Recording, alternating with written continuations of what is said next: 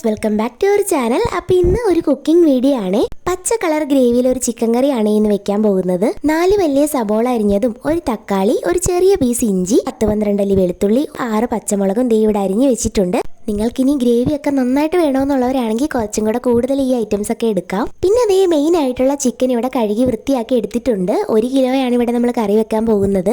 എന്നിട്ട് ദേ ഒരു പാൻ വെച്ച് ആവശ്യത്തിനുള്ള വെളിച്ചെണ്ണ ചേർത്ത് അത് ചെറുതായി ഒന്ന് ചൂടായി വരുമ്പോഴത്തേക്കും അതിലേക്ക് ദേ ആദ്യം തന്നെ അരിഞ്ഞു വെച്ച വെളുത്തുള്ളിയാണ് ചേർത്ത് കൊടുക്കുന്നത്. ചെറുതായി ഒന്ന് വാടി വരുമ്പോഴത്തേക്കും ദേ ഇഞ്ചി കൂടെ ചേർത്ത് നന്നായിട്ട് മിക്സ് ചെയ്ത് ഇഞ്ചി വെളുത്തുള്ളിയുടെ പച്ചമണം ഒക്കെ ഒന്ന് മാറിക്കഴിഞ്ഞപ്പോഴത്തേക്കും ദേ സബോളയാണ് അടുത്തത് ചേർത്ത് കൊടുക്കുന്നത്.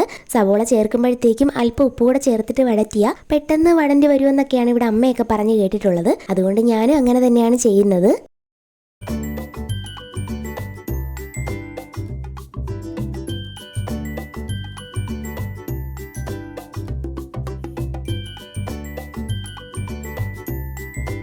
സബോള വഴണ്ടി വരുന്ന സമയം കൊണ്ട് നമുക്ക് അതിലേക്കുള്ള മസാലക്കൂട്ടൊന്ന് മൂപ്പിച്ചെടുക്കാം. 2 സ്പൂൺ മല്ലിപ്പൊടി, ഒരൽപ്പം മഞ്ഞൾപ്പൊടി, 3 വലിയ സ്പൂൺ കുരുമുളക് പൊടി, അല്പം പെരിഞ്ചീരകവും 3 സ്പൂൺ ചിക്കൻ മസാലയുമാണ് ഞാനിവിടെ എടുത്തിട്ടുള്ളത്. എന്നിട്ട് ലോ ഫ്ലെയിമിൽ വെച്ചിട്ട് നന്നായിട്ട് ഇളക്കി അതിന്റെ പച്ചമണമൊക്കെ ഒന്ന് മാറി വരുന്നത് വരെ ഇളക്കി കൊടുക്കണം.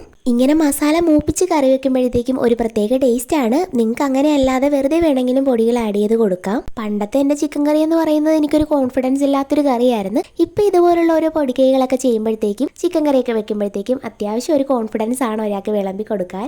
മസാലക്കൂട്ട് മൂപ്പിച്ച് മാറ്റി വെച്ചിട്ടുണ്ട്. അപ്പോഴത്തേക്കും നമ്മുടെ സബോള അത്യാവശ്യം വഴണ്ടി കിട്ടിയിട്ടുണ്ട്. ഇനി അതിലേക്ക് അരിഞ്ഞു വെച്ചിരിക്കുന്ന തക്കാളി പിന്നെ പച്ചമുളകും കൂടെ ചേർത്ത് നന്നായിട്ട് വഴറ്റിയെടുക്കണം. സബോളയും തക്കാളിയൊന്നും ഞാൻ ഒരുപാട് അങ്ങ് വേവിച്ച് ഉടയ്ക്കാറൊന്നും ഇല്ല. കാര്യം കറിക്ക് ഗ്രേവി കുറവുള്ളതുപോലെ തോന്നും. അതുകൊണ്ട് ഒരു മീഡിയം ആ ഒരു ലെവലിലൊക്കെ ഞാൻ വഴറ്റിയെടുക്കാറുള്ളൂ.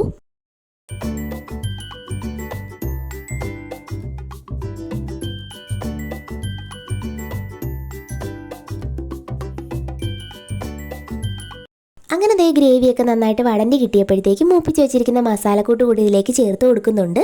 എന്നിട്ട് നന്നായിട്ട് എല്ലാം കൂടെ ഒന്ന് യോജിപ്പിച്ച് കൊടുക്കണം.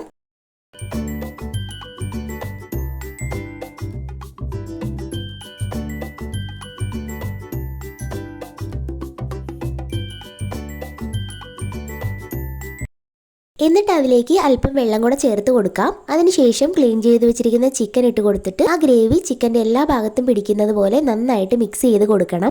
ഉപ്പ് പോരാന്നുണ്ടെങ്കിൽ നോക്കിയിട്ട് ഈ സമയത്ത് ആവശ്യത്തിനുള്ള ഉപ്പ് കൂടെ ചേർത്ത് കൊടുക്കാം. പിന്നെ ഒരു അല്പം വെള്ളം കൂടെ ചേർത്ത് അതിന് മുകളിലേക്കായിട്ട് കുറച്ച് കറിവേപ്പില കൂടെ അങ്ങ് വിതറി മൂടി വെച്ച് ഒരു 20 മിനിറ്റ് വേവിച്ചെടുക്കണം. ഞാൻ ഈ വെള്ളം ഒഴിച്ച സ്ഥാനത്ത് നിങ്ങൾക്ക് വേണമെന്നുണ്ടെങ്കിൽ തേങ്ങാപ്പാലാണെങ്കിലും എടുക്കാം. ഞാനിവിടെ എളുപ്പപ്പണി നോക്കിയാണ് വെള്ളം ചേർത്തത്. ഇത് ഞാൻ ചിക്കൻ കറി വെക്കുന്ന രീതി മാത്രമാണ്. ഇതിനെക്കാട്ടി അടിപൊളിയായിട്ട് ചിക്കൻ കറി വെക്കുന്ന ഒരുപാട് വീഡിയോസ് ഉണ്ട്. എന്തെങ്കിലും തെറ്റുകുറ്റങ്ങളൊക്കെ ഉണ്ടെങ്കിൽ കാണുന്നവരൊക്കെ ഒന്ന് ക്ഷമിച്ചേക്കണേ.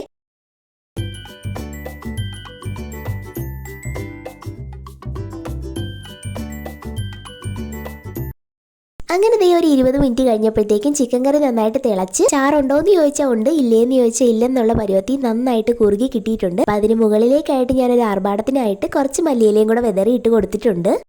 അപ്പോൾ എൻ്റെ ചിക്കൻ കറി ഇഷ്ടപ്പെട്ട ചാനലൊന്ന് സബ്സ്ക്രൈബ് ചെയ്തും ലൈക്ക് ഷെയറും കമൻ്റ് ഒക്കെ ചെയ്ത് സപ്പോർട്ട് ചെയ്യാൻ മറക്കല്ലേ. ടാറ്റാ.